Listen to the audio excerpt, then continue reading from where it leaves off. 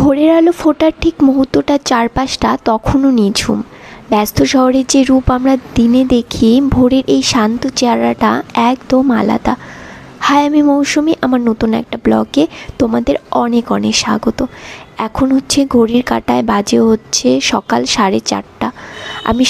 আমি অনেক সকালে ঘুম থেকে উঠে এক্সারসাইজ করলাম। এক্সারসাইজ না করলে তো একদম ভালো লাগে না, তাই তারপরে একটু এডিটিং করে নিয়েছি। এরপরে আমার সোনা মা আনভিকে একটু জল খাইয়ে দিচ্ছি। জল খাওয়ার পরে আমি সোজা চলে গেছি ব্রেকফাস্ট করতে। ব্রেকফাস্টটা করে তাড়াতাড়ি করে খাওয়া দাওয়া করে নিলাম হচ্ছে লাঞ্চে আজকে ছিল হচ্ছে লাউ দিয়ে মুগ ডাল, আর হচ্ছে শাক ভাজা আর পাঁপড় ভাজা। পাঁপড় ভাজাটা আমি দেখাতে পারিনি কারণ ভিডিওটা অনেক লং হয়ে যাবে, তার জন্য।